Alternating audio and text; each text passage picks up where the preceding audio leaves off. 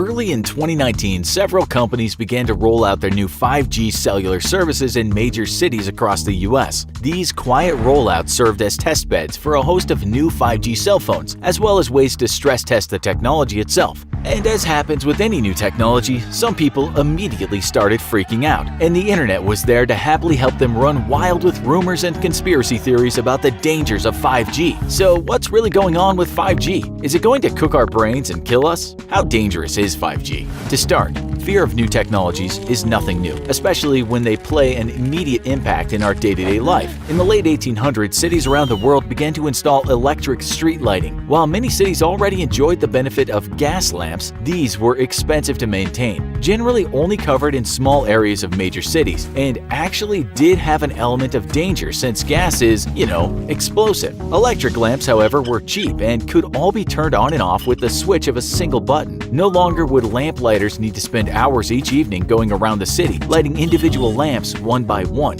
And the new electric light technology promised to make our growing cities well lit and keep people safe while out at night. And not just in the rich neighborhoods where gas lighting was popular. While streetlights are ubiquitous across any modern nation, the plan to string up electric street lighting across the entire city was met by a wave of fear from the population. Many feared the health hazards of lighting up a city at night, as it would throw off people's ability to tell night from day and thus ruin sleep cycles. Massive health hazards were predicted as millions of people had their sleep schedules turned on their heads. It was feared a wave of madness would overtake humanity. But no such thing happened, and those early fearmongers would likely have had a heyday with our modern 24/7 lifestyles. Religious figures got in on the outrage too, warning that lighting up entire cities would violate God's natural laws. That's because God had clearly made a difference between night and day, and if we were to do away with that divinely inspired segregation of light and dark, then who knows? Demons may burst forth from the mouth of hell. Cats and dogs would become best friends and up would become down. The Vatican feared offending God's own sleep cycle so much that it initially banned gas lights in the 1830s. It might be tempting to laugh at the ignorance of zealots and the ignorant masses of the 1800s, but you'd be doing so at the risk of being laughed at yourself by future generations. Today, we're afraid of everything from chemtrails to GMO foods despite common sense and decades worth of scientific studies. You're free to laugh at the ignorance of 1800 citizens who believed electric lights would drive everyone insane, as long as you don't mind that in 200 years you'll be laughed at for being afraid of vaccines, if everyone hasn't died due to super measles by then.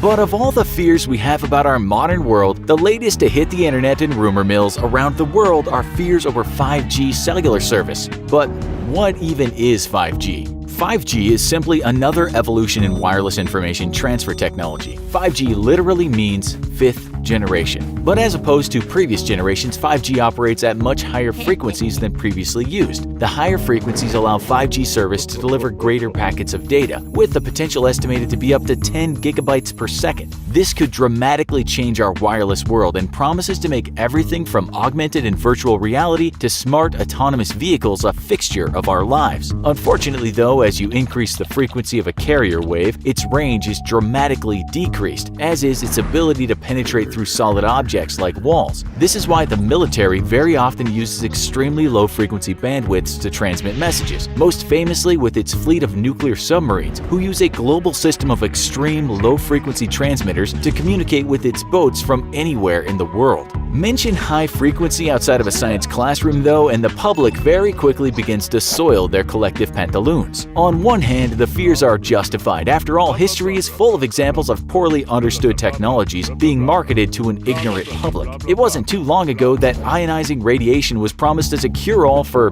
well, everything. You could find radioactive elements in everything from makeup powders to breakfast cereals, all with the promise that ionizing radiation would boost your vigor and refresh your health. Of course, it did pretty much the opposite, and it didn't take long for people to figure it out. Yet today, unlike yesteryear, we have international systems of scientific checks and balances, which work very well to stamp out bias and scientific deception. While a massive conspiracy to cook everyone's brains with cell phones is not entirely impossible, it would be an extremely difficult scheme to sneak past the thousands of watchdog agencies all connected by the global internet. Plus, it doesn't pass the first point of failure for any conspiracy theory: common sense. If cell phone companies purposefully developed a product that irradiated its customers, those same companies would A. be buried under mountains of lawsuits and B. not have consumers anymore when people flat out refuse to use cell phones out of fear. Fears over cell phone radiation are nothing new though, and have plagued the devices ever since their mainstream adoption in the 1990s. All matter of products have been marketed promising to protect you from the risk of electromagnetic radiation from your evil cell phone, most of which were nothing more than snake oil that did little if anything to block the radio frequencies emitted by your cell phone. Ongoing public fears have prompted scientific study after scientific study, and yet no valid study has yet to prove that normal cell phone use poses a real risk to humans. In fact, back when killing people with radio waves was something the Japanese were actually trying to do during World War II, the best they managed with extremely powerful modified radar dishes was to kill a rabbit at a distance of a few dozen feet, and even then only after 10 minutes and using an antenna several meters across and locking the rabbit up in a cage where it couldn't move. After much careful scientific study by our own infographics research staff, we were able to conclude that your phone is in fact far smaller than a 3-meter wide antenna, and you are far larger than a rabbit.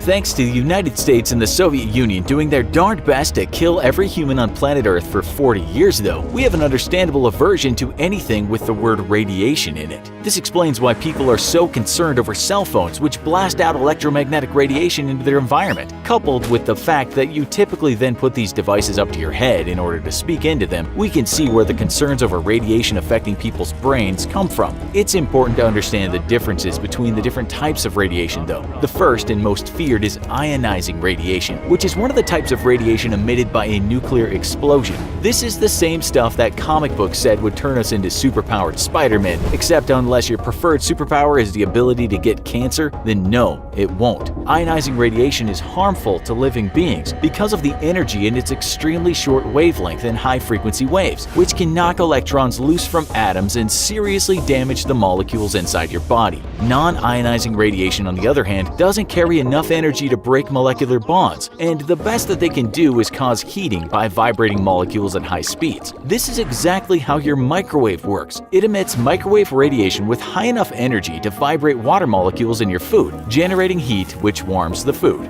But with 5G using wavelengths similar to those in a microwave, how in the world could our cell phones not end up cooking our brains? The answer to that question has to do with power. A microwave can emit anywhere between 500 and 1,000 watts of power, which actually is enough to kill if you were to crawl inside a giant microwave and turn on the popcorn setting, that is. It also emits this much energy continuously, while a cell phone only emits a few watts of power, and even this comes in short bursts. If you don't believe physics though, then you can believe the tests done on live animals to see how dangerous the electromagnetic radiation given off by the frequencies used by cell phones are. One 10-year study tracked colonies of mice and rats, which had their full bodies exposed to radio frequencies used by 2G and 3G cell services. The test subjects were exposed for 18 hours a day, in intervals of 10 minutes on and 10 minutes off, starting before they were even born while inside their mothers and lasting throughout the normal course of their lives. The power level of the RF radiation used ranged from above to slightly below permitted levels for cellular devices, and after a decade, the study found no direct correlation between RF radiation and ill health effects. Given the far less exposure humans are subjected to and the physical properties of 5G's very high-frequency waves, scientists have expressed little fear that 5G will be dangerous. For starters, the waves are so poor at propagating through objects and even just empty air that companies are forced to build mini towers every city block or so, and in consumer tests of 5G devices earlier this year, most lost service after getting only a few hundred feet away from them. This doesn't bode well for 5G waves trying to penetrate through the layers of your skin and skull in order to get to your defenseless brain and start cooking it. Nevertheless, we fully expect that fear-mongering and rumors will continue to spread as 5G rolls out around the world, and we also don't expect to be disappointed by the countless snake oil salesmen and their crazy inventions that promise to protect you from the evil cell phone radiation.